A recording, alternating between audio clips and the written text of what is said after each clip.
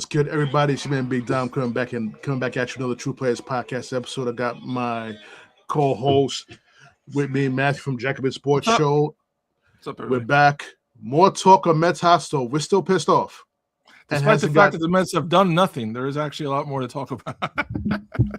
Exactly. And also address some of these comments that I've been getting on TikTok shorts and some of the response I'm getting on Facebook from these groups who have people who have no sense, who don't think before they speak. They just make up shit, you know, and I'm sick and tired of it. It's funny. Today's the day we come. We settle all business today, Dom. We come for everybody. And I'll issue a challenge too. They could come back on the show, both of us, and join us on the show live and see how we can roast them alive too. I'll be there. On that note, before we start to the Mets talk here, I want to talk about the Jets game and the Giants game. Both lost today. Both, you know. I mean, for the most part, I don't even know why I'm recapping these games still. I guess I was looking for some type of growth with both teams. But the thing that's bothering me, Matt, is why is there a constant call for Aaron Glenn's job as head coach? Because he's black, first of all. Because he's a black head coach coaching a football team. And the stereotype still exists that this is not just in the NFL. If you look at the WNBA is predominantly black women. There is not one single black woman right now head coach in the WNBA. It's okay for men to coach black players. It's okay for white men to coach black players, men to coach women, but not the other way around. And the NFL, if you're black, you can be a coordinator. Just like when we grew up, you could be a defensive back, you could be a wide receiver, you could be a running back, maybe an offensive lineman, you could be a quarterback. Right. So that's why. And there's also, I think, around the Jets, I think it's careful to distinguish two kinds of nonsense around the Jets and Aaron Glenn. There's media nonsense, which has a purpose, and there's fan nonsense, which is also has a purpose, but is a little, I think, crazier. There's media nonsense around Aaron Glenn because if you cover the Jets for a living, it's like you're covering an insane asylum. And if you're going to do that, you're going to sound crazy eventually because that's where you are all the time. The idea that Aaron Glenn took over this year, this team, they traded Sauce, not having the best year, but like if you start of the year, you don't have a quarterback. Fields lasted maybe half. You don't have a quarterback. Your best defensive player, I mean, depending on how you categorize either Quinnen or Sauce, they're both gone. There's not a coach, and here's the thing, and I think this is what happens to Glenn, and I think this happens a lot in the world. Aaron Glenn's taking the fall because there's a rich white guy somewhere who's not being accountable, and that's Woody Johnson. If you take the Jets before Woody took over, I was thinking about this earlier today, because the Jets, in my head, even I'm like, my God, the Jets, they're just a train wreck. But think about this, Dom. Right from when we finished high school, that's when Parcells took over, right? From then, for about 15 years, from Parcells through Rex Ryan, the Jets got to 3 AFC title games. They won at least 6 playoff games in that time. Had multiple good quarterbacks. Testaverde had that great year. Chad Pennington was really good for a while. Favre was good until he got hurt. Like, they were not dysfunctional. Right. In that time, someone came onto the scene who had not been there before. And to be fair, we know the Jets have had a long history of dysfunction, but I think you would agree that the last 15 years is a little different than other points when you've been like, man, same old Jets. And why is the similarity? Woody Johnson. Can the press write about Woody Johnson every week? They should, but will they? And will people read about it? No, because Woody's not going to get fired. I wrote for years about James Dolan being the problem with the Knicks. You can't fire the owner. So there were some readers eventually who were like, shut up, I don't want to read about him. Not because I'm wrong, but because I can't do anything about it. That's with Aaron Glenn. Aaron Glenn can be fired tomorrow, and nobody will care. Woody has no accountability in life for anything. That's why you have to hear nonsense about Aaron Glenn. Right. But let me give this point though. If they were to fire Aaron Glenn after one season as head coach, he is a New York Jet legend. That's the optics. You fired an NFL and a New York Jet legend, all-pro cornerback for the Jets for 9 years. The New York Jets. He came and took this job when no one else wanted this job. He wanted this job. He could have easily went to New Orleans. No, he wanted this job. He wanted this job. He wanted this job because he said in his press conference, I have unfinished business with the Jets. And you got these fans who are did he make mistakes? Yes, he did. He made a mistake choosing Justin Fields. He made a mistake choosing Steve Wilkes, which he took care of that. And that's he's going to take care of Justin Fields and get rid of him too. But exactly, he's a rookie head coach. He's been a defensive coordinator. You know, I was excited. Because he broke back all the Jets. You know what he did? When Aaron Glenn's press came, he broke back the Jets that actually gave us prosperity. Mm-hmm. He brought some of the guys back. And if the 1998 AFC Championship team... He's proud of being a Jet. You can't beat that. No. He's proud of being a Jet. But we got this loser fan base. I'm sorry to say it. I'm a Jet fan, but a lot of these guys are losers who probably don't have no jobs, who want to sit there and be general managers and say how we want Rex back. But these very same individuals who was called for Rex's head when he was a Jet coach last time. Very same people. And what they seem to forget, Matt, is that Rex Ryan won with players that Eric Mangini picked. He did. It wasn't his players that he picked. He was good for 2 years with Mangini's guys until it was all Rex's guys. Yep. Then it wasn't so good. No, it wasn't so good. He was like Sandy Alderson. He got the World Series team off of Mania's Foundation. Yeah, he did. He did. I mean, to make it even worse there, you're not wrong. But at least, like, before he came to the Mets, Sandy Alderson had been the general manager of a World Series champion. Like, he had done something. He didn't do much, but, like, he had done something. But, yeah, what you're saying is, like, who are you and what did you do? Mm-hmm. You got dumb. Going back to since Herm Edwards was gone, since they got rid of Herm, and I liked Herm. I don't think they had to get rid of Herm at all. But since Herm, this is all under Woody Johnson. Here are your head coaches for the Jets. And you tell me with each one, are they a rookie head coach at the time or established? Okay. Eric Mangini, rookie. That was his first job as a head coach. Rex Ryan, rookie head coach. Todd Bowles, rookie head coach. I shudder even to say the name, but Adam Gase, experienced head coach. And you see with that, Robert Saleh, rookie head coach. And Aaron Glenn, rookie head coach. How much money do you think a rookie head coach makes compared to an established NFL head coach? He should be making substantially less, but that's not the case. Well, where I'm getting at is, why does a franchise that has been terrible forever, like the Knicks used to be bad? I mean, even this is how crazy shit was then, but like the Knicks at various points, we need Pat Riley, we need Mike D'Antoni, we need Larry Brown. We're so bad, but we're a New York team. We're going to spend on the best. The Mets, maybe in the past, now managers aren't the same. If Woody Johnson doesn't want to pay someone, and I think even more than the money, I don't think Woody Johnson wants to deal with anybody who's going to come in like Parcells and say, I'm the chef, get out of the kitchen. And if you don't like how I cook, get a new one. But you're not in here with me. Woody's always in there. The fact that Woody was making comments about Justin Fields early this season was disgusting to me. Right. Disgusting. That doesn't happen. As bad as the Giants have been, and God knows we could do an hour on their troubles, there's shit that doesn't happen anywhere but the Jets. I was watching the Browns game today. That's the only team in creation where I'm like, I feel like I'm watching the Jets like cousins. Same thing. But it's the owner. I mean, the owner doesn't care. He didn't care to get them their own stadium. He didn't care about the fans. No, he didn't. He don't care. He wanted a stadium in Dolan's territory instead of just putting it in Queens to create a partnership with, at the time, Will Pond and Doubleday. Could have had that stadium over there. Where most of your fans are anyway, in Long Island and Queens.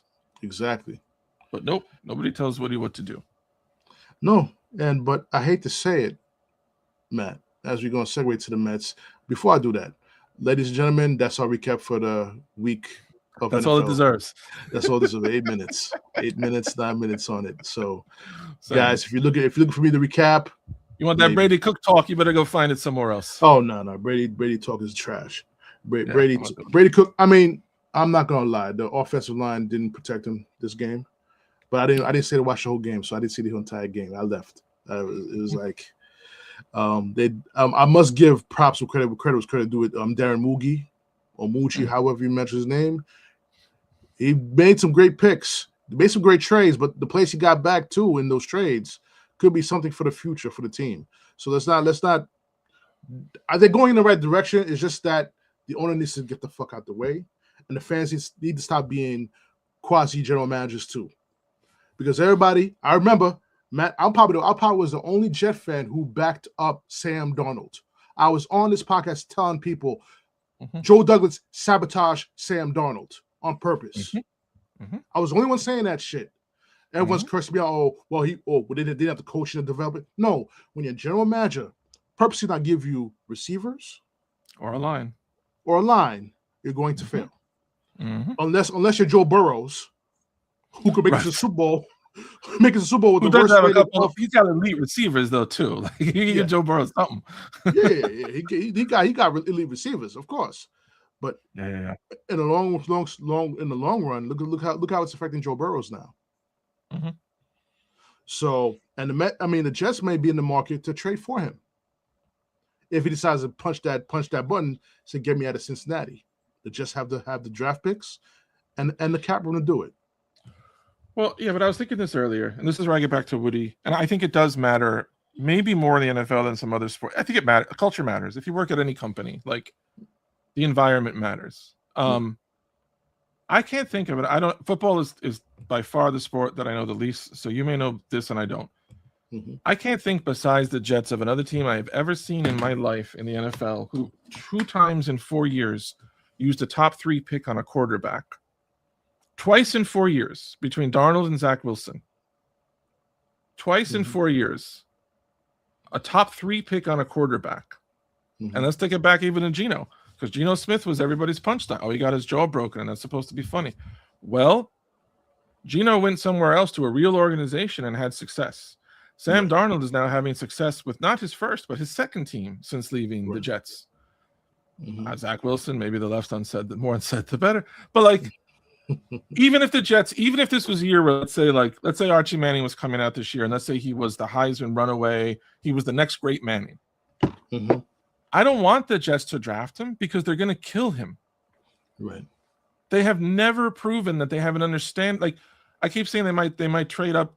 Serby had a piece in the Post today about how the Giants and Jets could swing this deal, and the Giants would send the Jets the top pick, and the Jets could draft, I think, Mendoza, the kid from Indiana. Why? No one's going to protect him.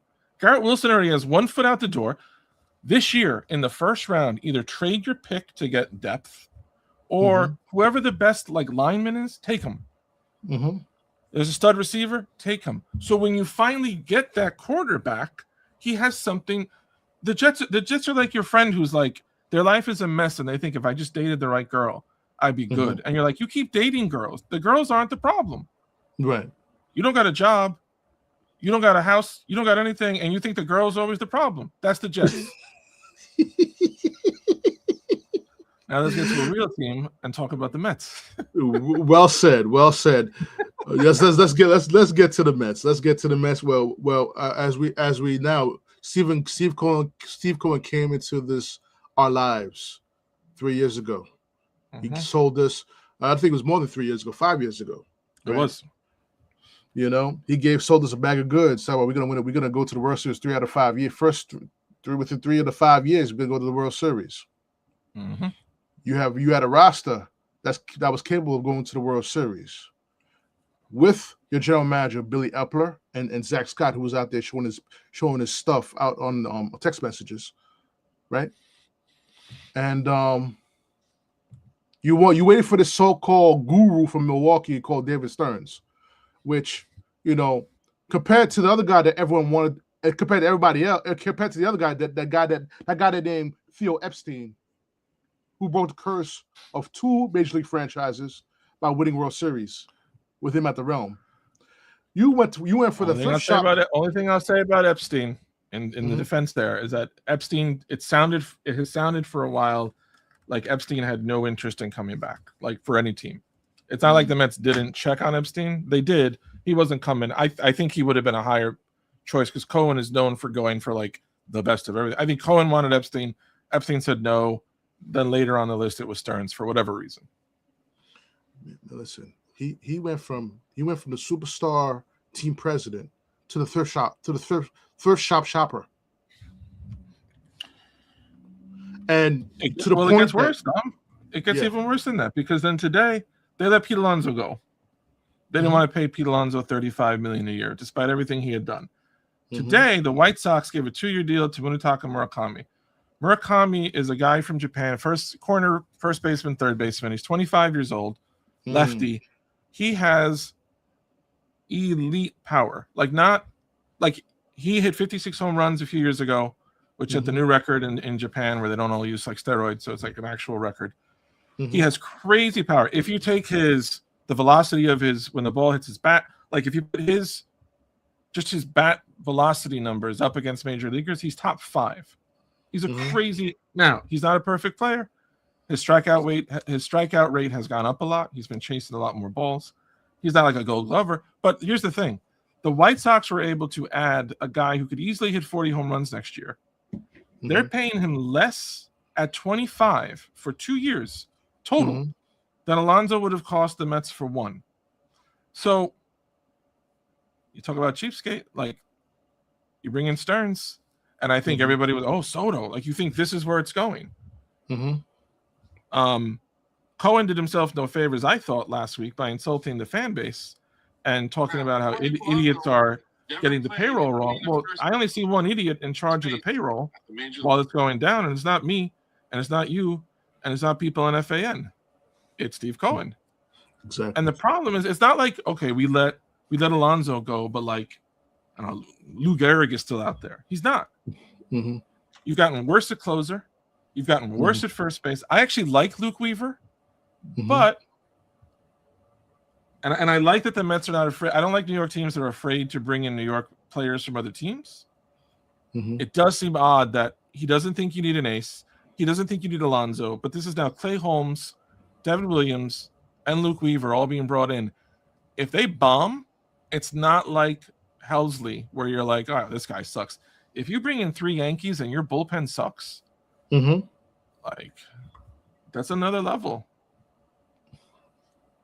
And the thing is, too, Matt, I was trying to argue with some of these fans here on whether on New York Mets, New York fans on Facebook, and all these idiots who think they're experts. Who one actually try to call me a clown because I gave him numbers that we had a starting staff. What's his name? Glenn Roy Brown, whatever the hell his name is. We're gonna put him on blast today. Let's do it. I sent you that. He said when I hit him with the truth, our starting pitching staff averaged 4 1/3 inning per start. Yep.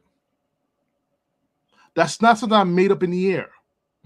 4 1/3 innings. That is unacceptable for a major league franchise. We don't play 6 innings. We play 9 innings. That's unacceptable for a minor league franchise. That's unacceptable at a lot of levels. But yeah, it's unacceptable at a major league level. It's only acceptable in Little League.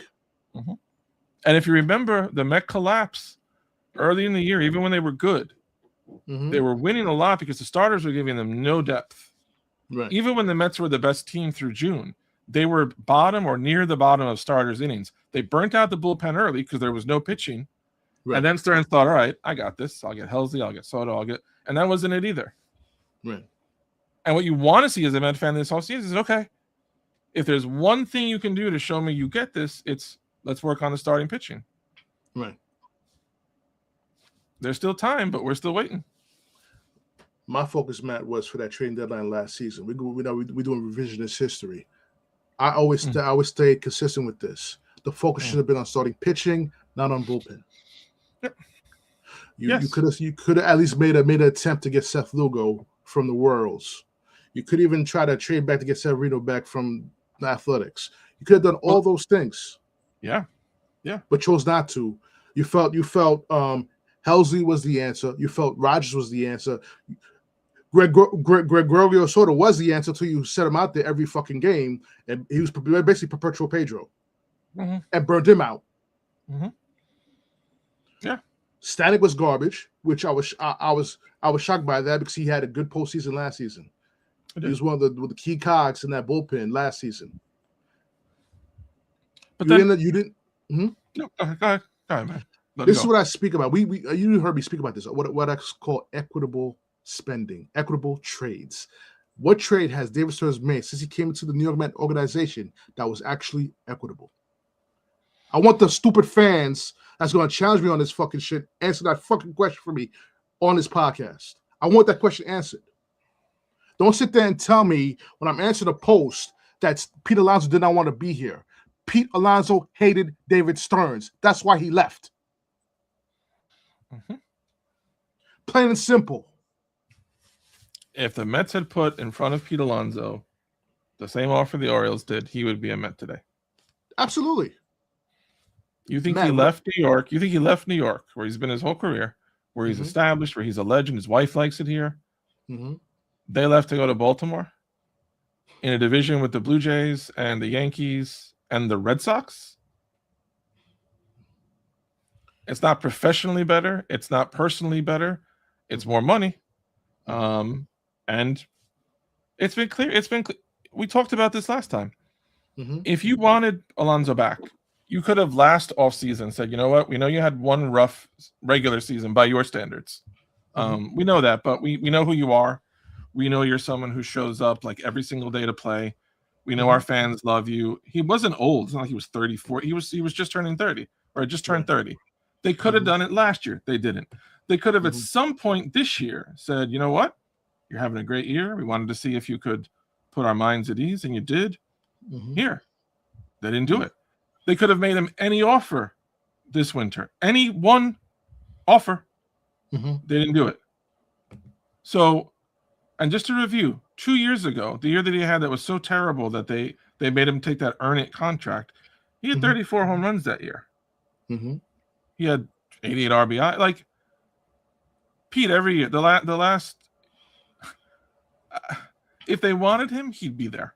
Steve Cohen does not get outbid by the Orioles if he wants someone to stay. And if you want to go in a different direction, go. We want pitching and defense. Fine. Go get Scooble. Give him an extension. Go get an ace. And then I can say, all right, I love Pete, but you're building a different kind of team. Like, I love Julius Randle. He's one of my favorite players. When they brought in Towns, I could see, like, well, you're going for something different. And I miss that dude. But I have to acknowledge that, like, you're trying to win a ring, this guy's going to get you closer. Right. You think that Tariq Skubal will get you closer than Alonso? Fine. But do that. They're not doing anything. Right. And they're, like, pissed at the fans. And now fans are turning on other fans. So keep your eye on where it happens, which is up, not down. Exactly. Always. After our owner challenged us to come to the stadium, after he signed Juan Soto for $765 million contract for 15 years. Matt, between you and me and you, he's going to opt out in 4. We know this already. You know what I'm saying? Especially now, because he wanted Pete to stay. He said it out of his mouth during the season. He wanted Pete to stay. Yeah. I mean, so the only pause that I keep trying to hold to, and it's getting annoying, but off seasons now tend to go slower than they used to. Like, it used to be everyone signed kind of by New Year's. Now we know it goes later. And they do still have, like, 3.5 months till the season starts. 2.5 months maybe till spring. I guess a month and a half, 6 weeks maybe till spring training. Something's going to happen. They're going to bring in somebody. But I'm not seeing right now the vision. And I'm not getting the communication from them that makes you say, okay, I don't know what you're doing, but, like, I trust you, because I don't know what's going on. No, I don't understand what's going on. And also for that fan that came that tried to come for me on the post, I'm gonna share the post on the podcast. The reason why Pete Alonso re-signed last year was because the owner spoke to Pete directly, and nothing to do with Scott Boras. Even though we all know Scott Boras can drive people crazy. But that was a deal between the owner and player. General manager was not involved. The agent was not involved. That was between the owner and the player. And it worked for both sides. Pete got his value back up. If Pete had signed last year, he's not going to get this deal. So it worked for Pete. It worked for the Mets because you got great production out of them. So bring it together. Listen, I'm gonna let you read this post, Matt. Give me a second as I bring it up. Yeah. The problem is that Cohen the fans like Cohen somewhat because he spent a lot of money. Stearns hasn't earned that. So nobody wants to hear Here we go. Let me block this guy's name. So, all right, here we go. Let you read that for a second. Let me make it a little bigger. Okay. Oh well. Let me read. Mets fans, by and large, still licking their wounds over the loss of Pete Alonso. Let's be straight about this. We didn't lose Alonso. He chose to leave. If he wanted to stay with the Mets, he could easily have made that happen. All he needed to do was tell his agent, Scott Boras, I want to be a Met. Would he have gotten the same deal he got from the Orioles? Of course not. But a deal could have been made. It's not like it hasn't happened before. In 2007, Alex Rodriguez famously fired Boras because he wanted to remain with the Yankees. It was important to him to finish his career in pinstripes. That could have been Alonso. So let's take this paragraph by paragraph. One, the idea that like any player, like they don't exist in your head. These are real people with real lives who exist in the real world. Pete Alonso is part of a sport that the players always take the most money that they can because it's one of the only weird industries in the whole country where people want to artificially cap what you can make for some reason. So yeah, he could have told Boras, yeah, just take whatever. But that's not how it works in Major League Baseball. Otherwise, they wouldn't make any of the money that they do because the owners are cheap as fuck and always have been. Secondly, you're bringing up Alex Rodriguez as an example of someone to imitate in life. I am going to the next paragraph. I am not wasting my breath on that. The next paragraph says, so we know what Pete got by signing his contract with the Orioles. Let's look at what he gave up. Pete leaves as the Mets franchise's all-time home run leader, surpassing Darryl Strawberry's record that stood for 35 years. It's very likely Alonso's mark won't stand nearly as long as Juan Soto will blow past it during the remainder of his contract. Okay. He's going to opt out in 4, guys. He's going to opt out in year 4 of the contract. Carry on, Matt. I'm sorry. Also, who cares? Like, are you a Mets fan or like a home run record fan? I don't care about any of this. Then he writes, Pete will never be as beloved in Baltimore as he was by Mets fans. Fans always favor a homegrown player over a hired guy. That's why Mike Piazza and Keith Hernandez were so popular here. History proves it. Orioles fans liked Frank Robinson, but they loved Brooks Robinson. Just as Mets fans like Mike Piazza, but they love. Okay. Of course, Pete will get a warm welcome and a tribute video upon his return to Citi Field in September, but that'll be it, and he'll slowly fade from the consciousness of my fans. So it's interesting you bring up Darryl Strawberry because Darryl Strawberry came up with the Mets in 1983. In 1996, when he had been gone for years already, he signed with the Yankees when they made their run for the 96 World Series. If you were a Met fan in 1996, you remember that you had definite feelings, not necessarily positive or negative, different feelings, but like you had feelings about Darryl Strawberry in pinstripes. You had feelings when Dwight Gooden threw a no-hitter in pinstripes, and no Met at that point ever had. You had feelings when David Cohen threw a perfect game in pinstripes. The idea that Pete Alonso is just some dude that's going to come back here and we're going to be like, oh yeah, I mean, like he's Rico Bronya. Like he's not going to be forgotten that quickly. It doesn't work that way. And I mean, I don't even know where to. Now, Matt, before we don't answer that yet. Don't answer that yet. This is my response too. This is my response. I said I would leave too if I wasn't offered anything. Your post would have made sense if he was received an offer, but he did not. Now, the next guy here, I had to laugh at this shit because if he's talking about, he said, let's not be naive, but get your facts straight when you come answer my post. I know what the hell I'm talking about. When Pete Alonso rejected his 7-year, $158 million extension in 2023, his agent was Apex something. Apex Solutions. That was his agency. The general manager was Billy Epler.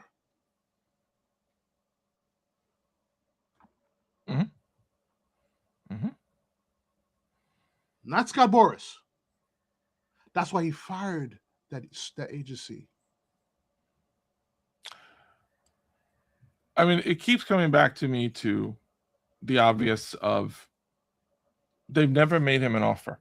Since the 2024 playoffs, they offered him like a kind of a consolation. Let's see if we can, like a separation deal, basically. Let's stay together for another year and see if it works. And they offered him nothing. They offered him nothing. I don't know how you get people to understand. This isn't some conspiracy theory. This isn't four-dimensional chess. David Stearns has not wanted Alonso since he got here. That's been obvious. He doesn't want him. You can argue whether he should or shouldn't. You can't argue that he doesn't want him. He never had a player like that in Milwaukee. It's not his prototype. Guys have certain kinds of fits. We all are pissed that like Stearns isn't spending money. I think eventually he will, but like he certainly has an idea from his time, very successful in Milwaukee, of what kind of a lineup and a roster he wants. So he slugging for a spaceman, no, that's not really what the Brewers were about. We all have our feelings about it, but he didn't want Pete Alonso. And it's fair to say, you wrote up Reyes. I wrote about Jeremy Lin. When Jeremy Lin was a free agent after Linsanity, he was all ready to come back with the Knicks. And the front office arrogantly was like, he was a restricted free agent. They didn't think he would leave. And they also didn't think anyone could offer him a better deal. So they were like, go ahead, go look. Well, guess what? Houston figured out a way to give him a poison pill deal that the Knicks could, and the Knicks were so pissed about it that for 3 days, Daryl Morey in Las Vegas was trying to track the Knicks down because they had to sign something to make it official. The Knicks wouldn't answer the door. They were so angry and like embarrassed by the whole thing. Jeremy Lin was a fan favorite who the team gambled, you know what? We don't need him. And it cost them, not just on the court, but like really until Brunson, maybe with Randall. But like it took a long time to get the vibes back to a good place after Lindsay. And 2013 was good, but no. And Pete's the same thing. You want him back? Simple. Give him that offer. He has no reason to say no. You dared him to have a good year, and he did. You dared him to go find that offer, and he did. And after everything, it was nice to read this offseason. Based on what he got last year and in this deal, he bet on himself and he won. He got more money now than if he had taken the extension that he could have gotten a couple years ago. So good for Pete. I'm still not sure what this team is doing right now. You know what? I'm happy for Pete. I'm mad at Pete too. But by the same token, let's use an inch of common sense. If someone doesn't offer me anything, what am I going back to? Yeah, that's the other thing. Think about everything Alonso has already done. Yeah. And last year, coming back on this 1 year, kind of option thing. And then he's going to come crawling back again. Right. If he has to crawl back after this season, the next time he has any struggle, they're either trading him or benching it. They're going to find somebody to make his life miserable. Let me give you a different scenario, Matt.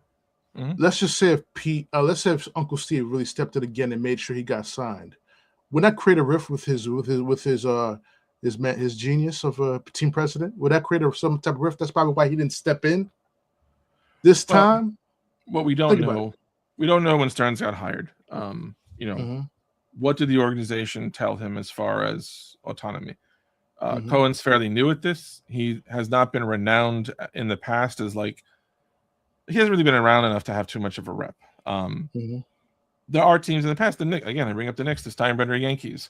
These were organizations, the Nolan Knicks, that would have to deal with other people, and it doesn't always work. When Mike Brown got hired, there were a few coaches who turned the Knicks down from even interest because it was a condition that Rick Brunson is on your staff. And a lot of coaches, understandably, were like, I'm not coming somewhere. I mean, the Knicks have all their other reputations, but I don't want to go somewhere where I can't pick my staff. If you're going to tell me I have to have. So if Stearns in negotiations with Cohen was like, I need, you're the owner, but you're bringing me in, you got to trust my vision.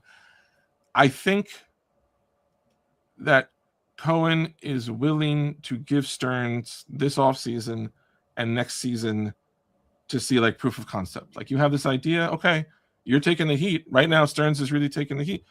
Try it. If it doesn't work, it doesn't matter to Steve Cohen. You could, if Epstein suddenly is interested, you could buy out Stearns tomorrow and bring in Epstein. But it's not crazy that he's saying all right, I'll give you a year.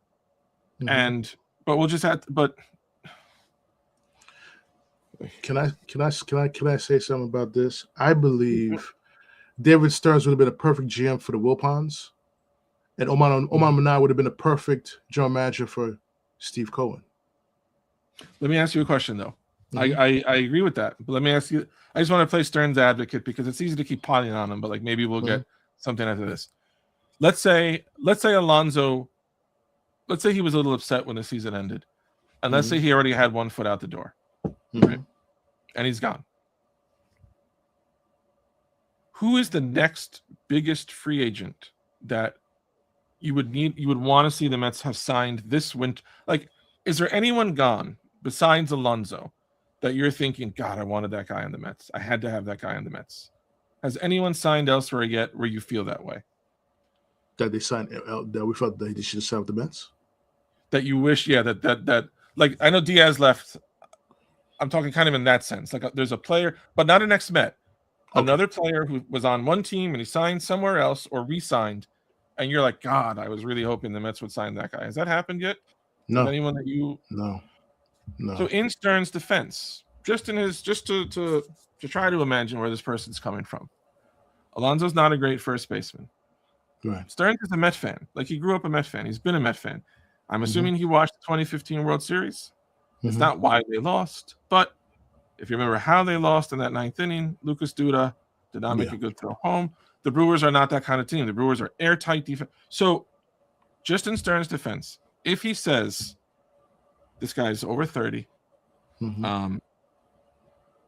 he's always plays, but he's over 30, which means at some point he's going to start to get hurt. Nobody who always plays besides Cal Ripken always plays. At some point, Pete's not going to play 160, and with his build and he's not considered athletic. He's a big dude. Like, Alonso's the kind of guy that, like, you start to lose a little bit of that athletic edge that you have. Like, a lot of things might fall. Do you remember Penny Hardaway? Penny Hardaway was on a Hall of Fame career. He fucked up his knee. That was it. He wasn't going to get, So Pete's like that. Maybe so Stearns might be thinking, I'm not locking into 5 years with this guy. Lindor's over 30 also. I can't be locked into Soto till he's 40. Alonso until he's there. I got to have flexibility somewhere. But there are ways, and you would think a New Yorker would know this, there are ways of communicating with your fans in a way to make things clear. All his coded talk all offseason about run prevention, which was a cute way of not saying, I don't like Pete's glove, like he's the only problem. The problem is you can't say run prevention and then let Edwin Diaz go. You can't say run prevention and start 3 rookies in the most critical time of the year. So everything you are saying, I can kind of see it, but nothing you're doing. I got an ex like this for years. Every time they would talk, I try to make sense of it. And then one day I was like, I'm just going to follow their actions. What does she do? I'm not going to worry about anything she says. It's in one ear. I'm just going to see what she does. And suddenly it was like reading a book. It all made so much sense. So Stearns is in that position. Like, but don't be, Cohen saying, oh, the idiots figured out the payroll. What do you want the fans to do? Should we be applauding right now? I like Luke Weaver. Luke Weaver. I can tell you I'm one of the only people who, when I saw the free agent lists this offseason, Luke Weaver was one of my top guys. I want him on the Mets. Right. But I understand, like, Luke Weaver's not going to make or break, like, the team. Like, so here's the thing. Other than Juan Soto, what star has David Stearns brought in? None. He didn't bring in Lindor. He didn't bring in Pete. He didn't bring in Diaz. You don't have a star pitcher right now. So that was a previous regime that did that. Yep. So get some. I mean, you want to get some good press. You want to get some good vibes. It's not hard. You gotta do something. Let me ask you this question, Matt. One of the comments in the TikTok shorts that I posted of our last episode. I see a couple of fans that did not like Pete at all. They were glad that he left, which I don't know. Yeah. I don't know why, but that's another story.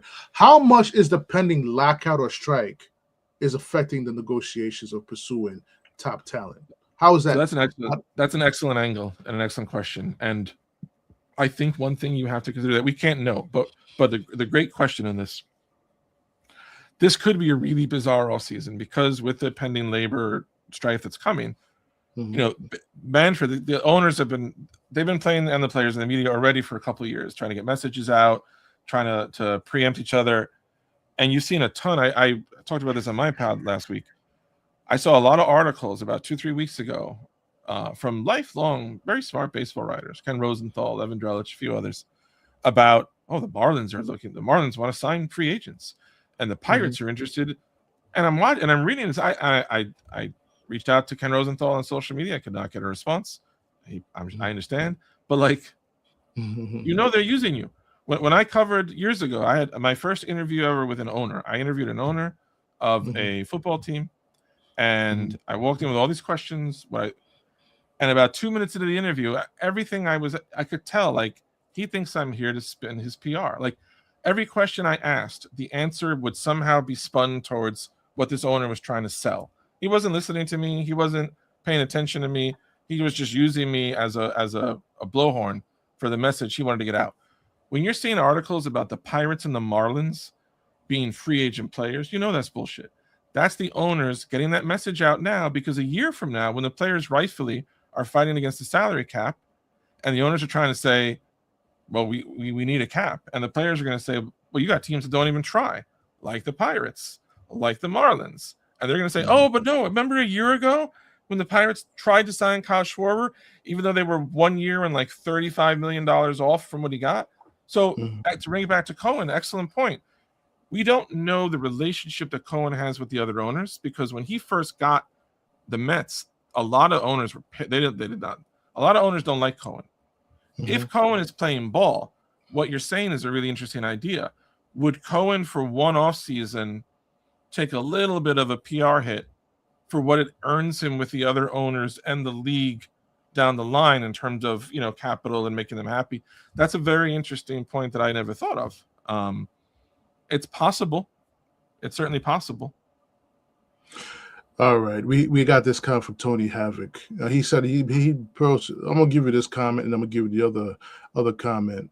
And last time I checked, there was the team won 100 games with Buck Showalter. 101 games with Buck best record Showalter in franchise history. Okay, they went to the NLCS in 2024.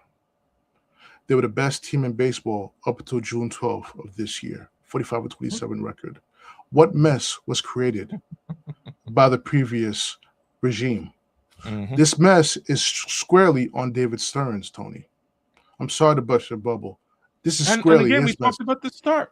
Why is this a mess? Like you just said, everything was rolling along. 2022, okay. Didn't end well, but like 101 wins. 2024, great year. First couple months, great. What sabotaged them? Not Pete Alonso, not Edwin Diaz, not Brandon Nimmo, not your pitching coach, not your catching coach, your starting rotation. Why was your starting rotation deficient? Not because of all those other names. Tony HVAC2 also says, I think he means if Pete was so good and Stearns don't know much, how come only Boston and Baltimore offered him a contract? And Boston offered him 2 years with a third-year option. I would guess part of the reason why, I mean, you say only, we don't know who else might have made him offers, but if that's the word, it's only those teams, that could be because Alonso might have told his agent, as a free agent who has some leverage, okay, I don't want to go to the West Coast. I don't want to go to Oakland. I don't want to go to Milwaukee. I don't want to play for the White Sox. Where are there openings on the East Coast where I've lived for years now in a major city at my position who will give us the money we're looking for? Oh, Baltimore and Boston. Okay. Maybe that's why. Thanks for the question, Tony Havoc. But by the same token, when you, with me and Matthew, we're from the same club. We come from the same cloth. Don't come at us with questions that we're gonna have to destroy you on. Okay. What Pete Alonso meant to the Mets franchise, to the fan base, is more than how good he was. The Dodgers, LA Dodgers, not only did they bought the World Series 2 out of the two years, strictly World Series was purchased by the Dodgers. All right. But think about their lineup. Think how deep their lineup is. There's no black hole in their lineup. From 1 through 9, every single player in that lineup is a threat. And that's why you need Pete Alonso on the team. You got to create a deep lineup. And even if you don't want Pete, I don't feel the same way, but like fans feel different ways about different things. Like I understand the fan that doesn't want Pete back. I understand the fan who says like, I want to get younger. I want to get better in their rotation. Like we keep talking free agency. The Mets are very open to trades. They've been very vocal about this. Everyone who writes about the Mets this summer or this winter says the Mets are telling all these teams, and the Mets have the system to do it. They have one of the best farm systems. It's expected that they can make a big trade. So we keep talking free agency. Maybe the Mets have in their mind, like, okay, we're going to package, Vientos and I don't know, Acuna and Sproat. And maybe there's someone out there they're going to trade for. That's not going to come via free agency. It's possible. There's nothing wrong with being anti-Pete, but like you do have to acknowledge, like, especially couple months after he was still playing for this team. He's not just some guy. You're going to be emotional about Pete Alonso more than even Brandon Nimmo, who's a long running, very popular, but like it's not Pete Alonso. Let me answer Pete. Let me answer Pete with this. He's putting up wars and all that shit. When the Mets won the World Series in 1986, what won the World Series? Was it Darryl Strawberry, Keith Hernandez, or was it the starting pitching? I mean, I would say that's a team, but like that was a team. That was a squad. That was a had squad. Great starting pitching. They had 5 starters. Yeah, 5 starters who won 15 games each, mind you, 15 games each. And you can bring up, like, again, you have your numbers that you care about. Pete Alonso won a Silver Slugger. He was all Major League Baseball Team 1 his first year. He's won the home run. I mean, whatever. I don't care about that. You bring up WAR as a problem. He was 8th in WAR his rookie year. That's not too bad. He was top 5 in WAR his rookie year. He plays 162 games every single year. He led the National League in doubles a year ago. He led the National League in RBIs a couple of years ago. He was first. You think he was second last year. He plays every single day for you. I don't know how much you want to bring up WAR. Like, okay, I can't. You got me. I can't tell you. I love how they bring up the banners too. They love to bring up the banners. Well, you know what? Only one team. Are you a Met fan? Is this person really a Met fan? Because I don't. If you follow the, this is some bullshit. You don't follow any team if it's about banners, because even the Yankees don't win a banner most years. He bangs for Senga. Listen, yeah, no, this is a match. We're not gonna address it no more. Leave him alone. Sorry, HVAC. You might have breathing in some of those HVAC. Listen.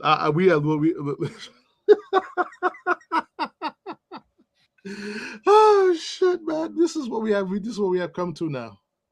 Let's keep it rolling. Just we're gonna roll on past. Just keep it rolling. You know it is too. I love how everyone wants to be a general manager.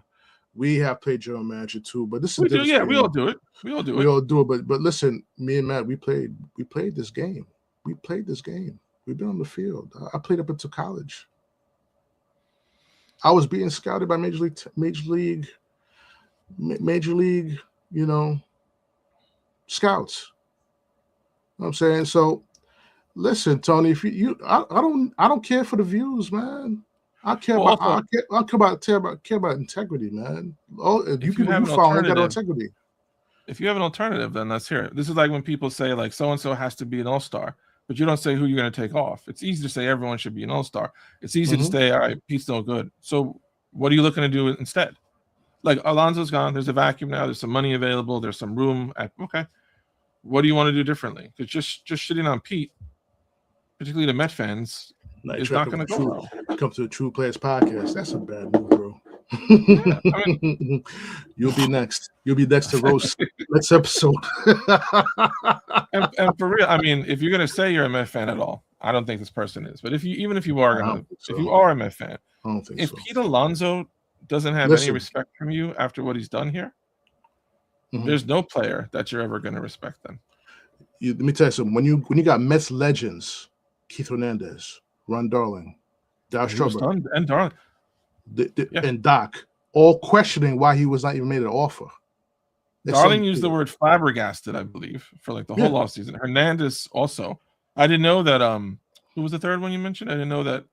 Darryl. Oh, Gooden? Darryl didn't want to. I didn't know Doc said something. No, I don't know if Doc said anything. I'm just saying that some of the guys. I know Hernandez and Darling. Yeah, definitely did.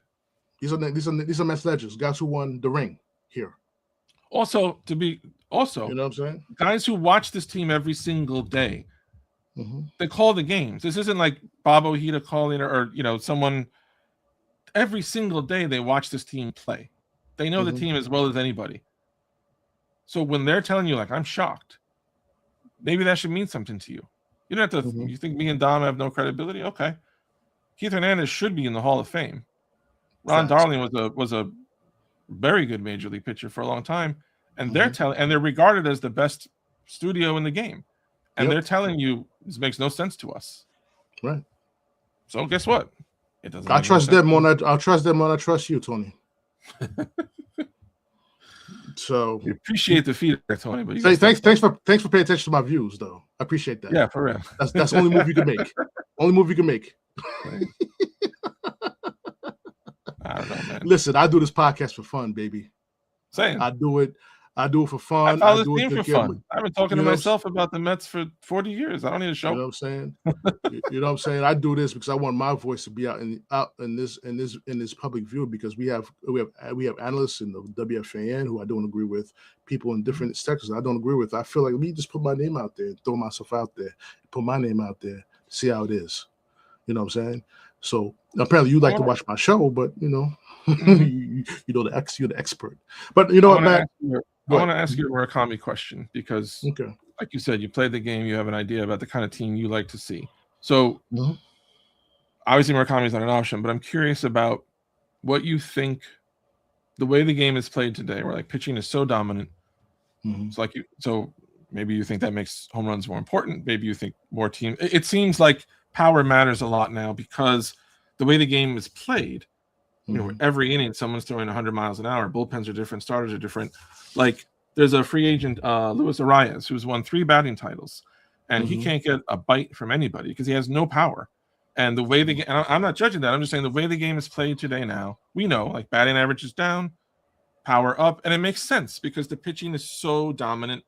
You're not going to make, it's harder to put together a single, a sacrifice, and then a single than, you know, a walk and a blast. So the Mets have plus power at certain positions. Obviously, right field, they have plus power with Soto.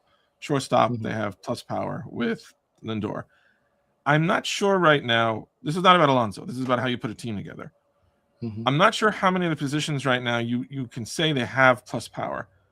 Alvarez had great power his rookie year. He really hasn't, you know, injuries. He hasn't. I can't call him a plus power. I think he's a plus hitter as a catcher, but I can't say he's plus power. Semien is not a big, you know, home run bopper. He's got some pop in his bat, but he's not what you would call like a slugger at second base. I like Beatty. I think Beatty has some pop. Beatty didn't play a ton, and he also had 20 home runs. I like Beatty's pop. So my question is, I think the Mets need some pop somewhere because they brought back Taylor possibly to play. Would you take a player at first base? This is not about Stearns, and this is about you. Yeah. If tomorrow you're running the Mets, do you value power enough today that you would say, I will take, again, this isn't about Alonso. This is just about prototype of player. Would you say today, I want power at first base because I need power today? Or do you feel like you'd be more of the ilk of like, everyone's got great pitching, you got to be able to shut people down.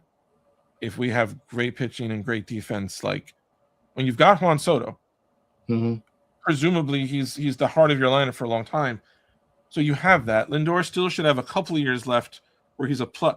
So I want to know if you think you lean more toward like I gotta have power. I have to have some power with this team right now. Or if you feel like if I can get an ace and a really good, you know, defensive, maybe first baseman or center fielder, I like my chances with that kind of team. What kind of team do you like to imagine yourself building if you could for this team? I'm going to ask you. I'm going to start by a question. All right. Do we have a bullpen good enough to win 2-1 games? So cautiously, I'm going to say yes, because I think here's why I would say yes very quickly. I don't think Devin Williams can be as by his standards last year was a bad year. Other than that dude's been sick. He did change leagues. He did change markets. Maybe now that he's had a year in New York and he's coming back to a league that he dominated, back with a GM who knows, like, I think Luke Weaver is much better than anyone the Mets had last year in their setup. Much better. I don't think anyone on the Mets was close to what Weaver, and even though he was terrible in the playoffs and he had some rough spot, but like I think that dude has great stuff. So if you take that and you say you've got young pitching, odds are one of them is going to find their way. Not the stars, but like you get a good young arm in that bullpen. You get Weaver to set up. You assume Devin Williams gets closer to what he was. Then I think you could win the back end of games. I think the bullpen is there to hold those leads. The problem is I still don't know how I'm getting there. And all this wisdom of like, we love McLean and we love Tong and we love Sproat and Christian Scott's going to be back. None of them have thrown 200 innings. None of them have thrown 175. You can't just throw them out there next year and think they're all going to be good to go from April till October and not hit an innings limit. So that to me is where I would right now, in general, I want pitching and defense. Like my general building of a team, I want pitching and defense. I'll take that over slugging. But for the Mets right now, if I want to have the best chance to compete next season, I need someone who can hit, or I've got to add at least one ace. You need, first of all, you need. I mean, me with the way I'm looking at it, the way I would build the team right now, you got to get an ace and a 1A. Relieve the pressure. Do you think Senga can be a 1A when if Senga's healthy? Do you think he can be a 1A, or are you saying you want someone higher than that? He's not healthy mentally. That's the problem. Okay. He's not healthy mentally. Okay, so you want to? Okay, so he has to be replaced. Did you see anything? See, I wouldn't go here. I don't. Do you see anyone on last year's staff that you think in 2026 could be a 1A behind a legit ace? No. I think Sean Manaya's season in 24 was a flash in the pan. I don't think he could duplicate it.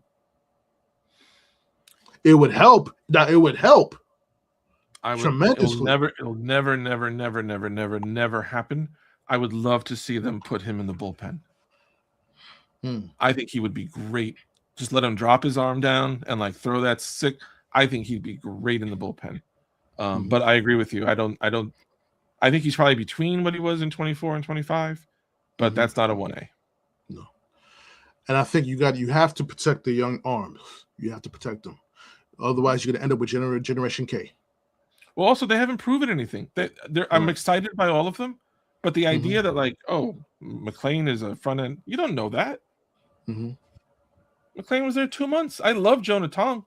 That guy was ready to cry after like his second start. He may not be ready, and that's not an indictment of him. Right. Like, he looks like he just got out of his prom. Like, he shouldn't be there for 6 months. So I want by New Year's, I really would like, probably via a trade, that's what it sounds like it'll be, that they've added an ace somewhere. And then I can start thinking about, because it won't be Skubal, but like, let's just guess, let's say it was Skubal, okay? If you got Skubal and they have depth, like they have a lot of possible arms. So if you have that, and I can start imagining like a team with a rotation and a good infield, maybe I get excited. But right now, imagining last year's rotation and the bullpen without Diaz, and now the top of the lineup missing 2 of your best 4 hitters, I'm not excited imagining that, even though I know you're going to do something, but no one who's going to be excited by that. It's nothing to get excited about. Not to this point, no. We're still in December. That's the silver lining. We're still in December. December 21st. We're still in December. Let's see what roster happens. Building in December. That's the goal of the con. Yes, but we can't have stupid comments from our owner. And I don't want to see the GM sensitivity there by Steve Cohen. Yeah, I don't want to see that one article, and this is where he's showing his inexperience as a Met owner. Because let me tell you something, Fred Wilpon has been roasted since Doubleday left the franchise, and he handled it like a gentleman. He handled it like a gentleman. He didn't attack nobody on the post. He didn't do none of that stuff. He handled it like a gentleman. And I like Fred. I like everyone would tell you everyone loves Fred, but the problem was always his son. You know what I'm saying? Everyone said that. Pedro said that.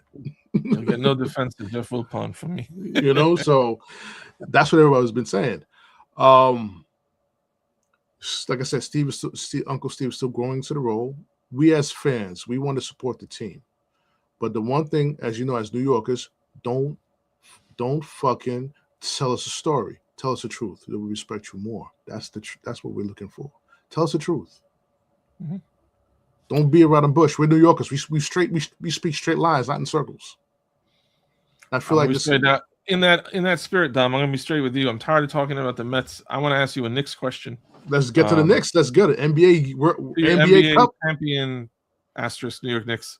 Do you think that the Knicks should have hung a banner? Initially, Mike Brown and some of the players in the immediate aftermath of the win over the Spurs were asked about it and said that they thought like that would be cool. That'd be a nice thing. Mike Brown was very clear about it. And then within probably 24 hours, the official word from the Knicks was that they were not going to hang a banner. They would celebrate a little bit before the game, but they would not hang a banner. I want to know what your feelings are on this because it's complicated. Or maybe it isn't. I don't know how you feel. It's not complicated. It's just It's just an NBA Cup during the season. It's not what we're looking for. We're looking to break the curse of 50 years, which is the NBA title. We've been there 94 and 99. We're looking to close the deal now. We're going to go there and close the deal. Not just make it there. We're looking to go there and close the deal now. It's time. Yeah, it's a little illogical, though, for a franchise that puts up banners to celebrate winning the division, that you won't put up a banner to celebrate winning. And I'm not sure about this. Is there? They don't put up banners for winning the East, right? They only put up banners for. They put up banners for the Eastern Conference division winners and Eastern Conference Finals. So I'm going to say, if you've got a bunch of banners up to celebrate winning the division and losing in the finals, you can put up an NBA Cup. Like you're the Knicks. We're not the Lakers. It's okay. It's not an insult. Know who you are. Okay. If you bring home a 1 every day, and then you bring home a 5, that's your 10. NBA Cup is the Knicks 10. Yeah. I see it both ways. I could see like they've been very, very bold since Thibodeau left about all we care about is titles, which is a really weird thing for this franchise to say. But okay, like you want to aim high, Marines, go ahead, aim high. But like I would not hate seeing a banner at some point in my lifetime, and this might be it. But let me tell you something, Matt, though. As you noticed too, when the Knicks are winning, now they're back on NBC. NBA's been now back on NBC because the Knicks are winning. Think about that for a second. The last time NBA was on NBC was when Knicks was winning. It's true. So think about that for a second. He's not wrong. You know what I'm saying? So I like Mike Brown. For me, in the beginning, I kind of questioned what he was doing. I did like to expand the bench. But keep in mind, I want the Knicks fans to know this is not a complete product. We're still missing Deuce. We're still missing Shamit, who are not playing right now. Yeah. And everyone's talking about trading Mitchell Robinson. You cannot trade a guy who changes the game in less minutes than anybody in NBA history, as far as defensive side of the basketball and offensive rebounding. I mean, this guy's doing at a clip that, Dennis Rodman changes games. Dikembe Mutombo, rest his soul, changed games. But this guy's changing games. I wrote a piece about that about a week or two ago. Mitchell Robinson. So this is kind of like I wrote about to me, I think Mariano Rivera was a right person to be the first baseball player to get 100% vote in the Hall of Fame. Like if you saw Mariano Rivera play, it makes sense. If you in your life had a gun to your head ever, and the guy's like, you need one pitcher to get somebody out, you're gonna take Mariano Rivera. Like I'm a Met fan. Everyone's taking Mariano Rivera. Yeah, absolutely. I can't put him ahead of, but I did some research because there's good stats on this. Mariano Rivera faced in an average season something like. Wait, I gotta pull up my article here because I'm gonna give you the actual numbers because this was like stunning to me, and this all gets back to what I want to say about Mitchell Robinson. But you mentioned the legendary Mariano Rivera. He does have a dealership at New Rochelle. Definitely go check that out. But on that note, he does. He has his own Honda dealership up there that he owns. On that note, this is the greatest closer in Major League Baseball history, and he has blown games. Okay? He would face on average 300 batters a year. I looked up. I think it was Pedro. Pedro would face around like 1,000. Then I looked up like Steve Carlton. Steve Carlton was like 1,500. You go back to Cy Young. Cy Young had some years he faced over 2,000. The point being, I think Mariano Rivera is the greatest. gun in my head, Mo. I can't say he's the greatest pitcher ever because what he did was so specific and unique that I can't compare him to Pedro Martinez or to Dwight Gooden or to Tom Seaver. Different. Mitchell Robinson, if you look at his offensive rebounds, no one in NBA history, and they don't track numbers to the 70s, so I don't know what Wilt did, but since they've tracked numbers, no one has ever offensive rebound close to what Mitch is doing, including Rodman, including Moses Malone, including Steven Adams, who today is like the next obvious best. But the thing is, Mitch has never played more than like 27 minutes a game in his life. Right. Moses Malone came in as a 19-year-old and was playing almost 40 minutes a game until he was 36. I get tired thinking about Moses Malone doing all that. Dennis Rodman came off the bench his first few years, and then when he went, especially to late Detroit, San Antonio, became a starter, played mad minutes. Per 36, he would get like 6 offensive rebounds. Per 36, Mitch gets like 10. I can't say Mitch is the greatest ever because he didn't play 40 minutes a game, and he's always hurt. But if there's one possession, gun to my head, I need to get an offensive rebound or you're going to shoot me, Mitchell Robinson is on the floor for me. Yeah. He's that good at it. And if he's hitting his free throws like he did the other night, he's MVP. But think about this with Mitch. He, with all the injuries and as bad as the Knicks were his first few years, he has been the best player on the floor in 2 playoff series that his team has won. He was the best player against the Cavs in 23. He was the best player against Boston last year. That's incredible for a backup center. But we know, like, he's not just some dude. He's a very unique. Now, I wrote about a year ago, like, on the list of Knicks all-time centers, he's higher than you think. Since Willis Reed, it's Ewing and then it's Mitch. Yeah. You don't think that, but like, I love him. He's so fun. If he could be as durable as Tyson Chandler, which I think is number 4 after that for the Knicks. If he was as durable as fucking, Yeah. I mean, that's the thing. And that you were talking about Mike Brown. Like, I'm the reason I'm excited about this team, you saw it in the way that they won the cup. This is a coach who will win or lose with 9 or 10 guys, at least in the regular season. And I think that's I really believe since 94, this is their best chance to win a championship. And I think some of it's the continuity. Like, they had all last year together. They've won together. They've lost together. I think bringing in a different voice was very important for them, not just because he actually plays his bench, but also because this team is built around Brunson and Towns. They're going to be on the floor in May and June, 40 minutes a game. You are never going to win as a defensive team if Brunson and Towns are on the floor 40 minutes a game for you. The only way you're going to win is to maximize your offense and have 3 great defenders around them. And now they have that. Every single player in their rotation besides Clarkson and Brunson and Towns is a plus defender. So you got Cat, Brunson, OG, Mitch, and Hart. OG, Mitch, and Bridges. Want to put Deuce out there? But you see their offense now is like top 2 in the league, maybe. This is a team that can win a title. They weren't going to do it last year asking Brunson to be Michael Jordan. There is a reason why I believe Steph is the only guard under 6'4" to lead a team to a title. Like,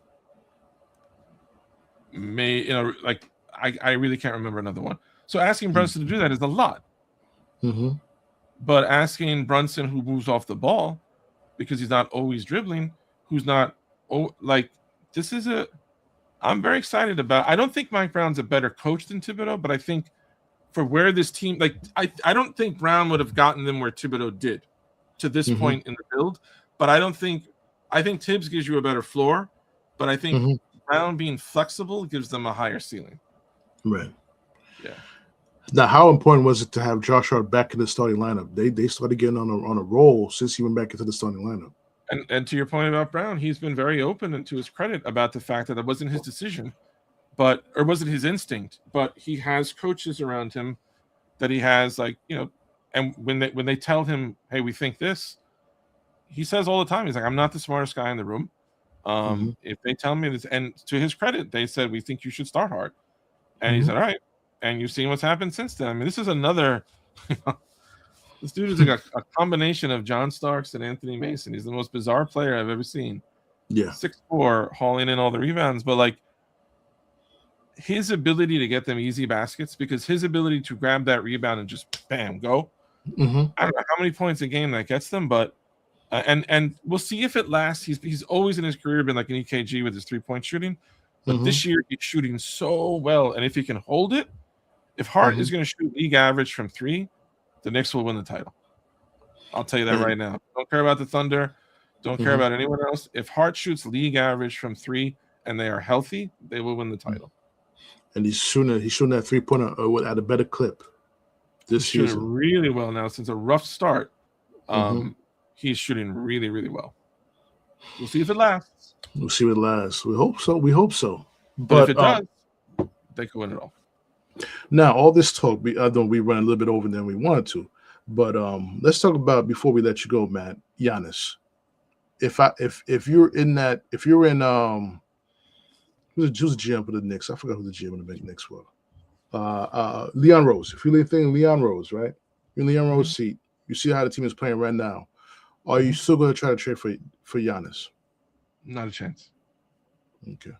For a bunch of reasons. One, with all of the players who have been suffering Achilles, I'm not trading half my team mid-season, having my best year in 30 years, for a guy who's going to miss at least a month with the injury that comes right before an Achilles. Yeah. I'm not doing that. I can't bring in Giannis because it will probably cost me Towns, and I can't trade half my team to bring in a player who is going to completely, like, this is what happened with Melo. Melo was brilliant, but you brought him into a system that was designed the complete opposite of him. It was D'Antoni's, fast paced, the ball moved, no ball sticking, move. And then they found a great player who was philosophically the complete opposite. And the team was not better. They traded half their guys. They didn't get better. To get Giannis would cost you Towns, OG, Deuce, whatever draft picks they want. So let's just forget the picks. Let's say Cat, OG, and Deuce. Okay, they're gone. Cat, OG, Deuce. So now I'm starting Mitch, I guess, who I'm hoping stays healthy. I'm starting Giannis. Starting Brunson. I probably can't start Hart now because I can't have 3 non-shooters on the floor. So he's not an option. OG's gone. Juice is gone. So I'm going to start Bridges. And then I'm going to start Shaman. Shaman's still out hurt. Yeah. If he's healthy, then. If he's healthy, you could. So let's just say playoffs roll around, and I'm going Brunson, Shamet, Bridges, Giannis, Mitch. That team is going to score, if they get to the finals, they're going to score 60 points a game against the Thunder, and they're going to get swept. No one on the team can shoot. That's assuming Giannis stays healthy. Mid-season, we have to completely change our offense because our 4 has gone from Towns, who shoots like Larry Bird, to Giannis, who is not. Our whole defense is going to change. Brunson has no content. These guys have never played together. So this season is basically a loss. Giannis's contract is up after next season, so he's getting a full extension after that into his mid to late third. If the Knicks were struggling and I thought I've got to do something, I would think about it. They're going too well. It makes no sense to me. It would be the perfect Isaiah Thomas trade where you're like, I got the best name in the deal, but you're not thinking about everything you gave up to get it. Right. And that was a bad trade for Melo. They should have just waited. I said that if you just waited till the off season to get him and put him with that team that they had with a young guy. Yeah. Wilson Chandler might have still been there. So I think I will say to his credit, because I think, for example, one thing, and I think this is a reason also they won't do it, to James Dolan's credit, which is not something I say a lot, early in Dolan's time as owner, he had a lot of bad experiences paying big money to injury-prone 7-footers. He got rid of Camby as soon as he got there for McDice. You know, Admiral McDice. Gave big money to Eddie Curry and stay healthy. Big money to Jerome James. I mean, decent money to Jerome James. Didn't stay healthy. Stoudemire didn't stay healthy. So Porzingis didn't stay. So when Porzingis came up for that extension and they didn't want to give it to him, I thought, like, good for Dolan, because I think he's learned his lesson. I'm not going to keep paying big men with lower body problems. It never goes well. Giannis is on the wrong side of 30. He's about to cost you $60-70 million a year for the tail end of his career, and he's coming off of one of the scariest preliminary lower body injuries you could. I don't think Dolan has any interest in making that deal. I wouldn't do it. I wouldn't do Giannis at all, because I want to learn the lesson they did their last season. I think that's probably why they went further with Cat last season, but I felt the timing of the trade for Cat messed up something in that team, because I truly believe, you know, as much as I wasn't a big fan of Julius Randle, I felt the team would have went to the East Conference Finals with Julius Randle and Dante DiVincenzo on that team, and probably would have went to the finals. I don't feel that, because I don't think Randle could give the Celtics some of the threat that Towns did.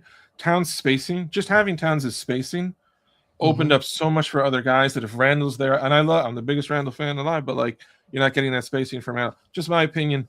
I don't think they would have gotten past Boston. No. I'm not sure they would have gotten past Detroit, honestly, because really? Detroit defense was giving them a lot. And remember, Towns had a good series against the Pistons. Okay. I don't know. I'm just saying I hear you. I can't go quite that far. Okay. That's fair. But I think you're getting like a larger point, I think, about what it would say about that if they did get that far with them. Don't break up the chemistry right now. It's in the right. Everyone's in the right space right now. Let it rock. Let everybody let everybody get healthy. The only negative throughout the season with the New York Knicks is now the Yabusele is not producing. That's Let me ask you about that. Because I wrote about this a little while ago too. Yabusele might be the Knick most likely to get traded, because he's the one, like, he makes more than Deuce. He makes more than some guys, and they don't have really a lot of space at all. So I want to know positionally. I'm always very stuck on this question. There's three spots. There's three types of players I can see the Knicks adding, and I'm curious which you think would be the most important for them. We're not talking a starter here. We're just talking like one more guy to your rotation that maybe helps come the playoffs. So you can get a point guard, like a backup, because Deuce is really a more of a two. You can get a straight up backup point guard, an NBA professional point guard. Stick Kolek, further down. You have that. You can get another wing to be behind OG Bridges and Hart, but give you some depth. Or you get like a credible NBA 7-footer. He's not going to be a starter, better than Huck Porty is right now. Like trying to get an example of who this would be. Someone slightly better than what's that guy? That guy in the backup splitter with the Sixers. I don't want to get him mixed up. Drummond. Oh, Andre Drummond. Someone slightly better than him. Let's say that a Drummond type. He's not going to start for you. He's not going to play 30 minutes for you. He's your third. He's behind Mitch, but he's a legitimate NBA big man. Or insurance policy for Mitch. Tell me. Yes. Insurance policy for Mitch. Tell me. Insurance policy for Mitch. Right. So, do you want that? Do you want wing depth, or do you want like a proven NBA point guard to back up Brunson? I like how Kolek's playing, though. I really do. I'm getting that cup flu where, like, I know the cup it's not really a special game. If it was just a regular December game against us, but because he had a big cup game, now I'm like, oh, if Kolek is like, if he's this good, then, and maybe he is. Hopefully he is. He's showing some leadership on the floor too. He yelled at Huck Porty, told him he should have dunked it. Showing some leadership. Some intelligence, because he knew which guy to yell at, which guy not to. Yeah. But yeah, you're right. He shows a lot. He shows a lot. Damn, I had one more question before I let you go, but I forgot.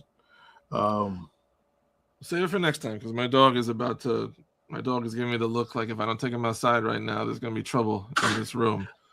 Absolutely. So save it for next time. But I got you. But yeah, thank you as always, everybody. Of course, man. Thank you. Thank you for appreciate the content as well.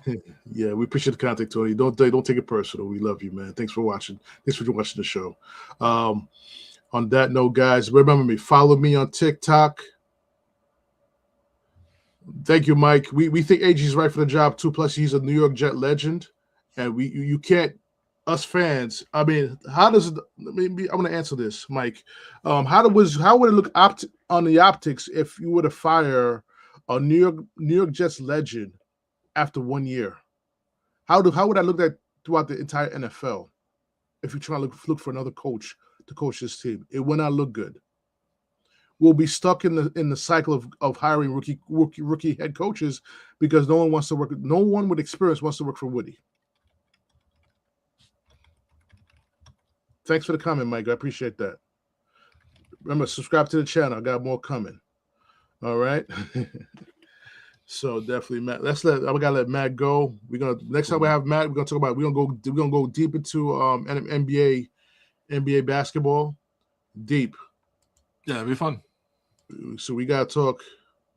So, all right, Matt. We can definitely do that. Michael, man.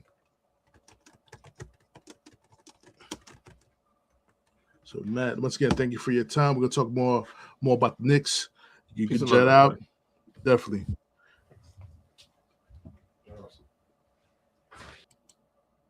Yeah, definitely. So, like I said, guys, I'm about to end this podcast. Remember to like and follow me on TikTok, Instagram, YouTube. Subscribe to the channel. Tell your friends about the podcast. We like to entertain our guests on the show. If you guys want to come on the show, don't be afraid. We're here to talk about real shit on the True Players Podcast. We're not here to just say shit. Yes, we are emotional fans of our teams. Yes, we are. But we love our teams. That's the most important thing. That's why I do this. So I want to talk. The reason why I started this podcast was I was mad at the Mets back in the time of 2018. But on that note, remember, subscribe to the channel.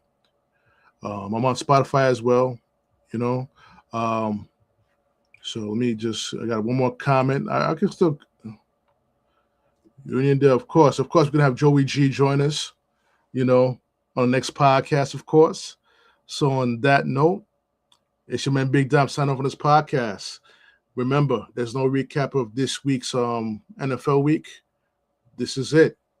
All right. So I'll catch you on the next episode. Talk to y'all soon. Peace.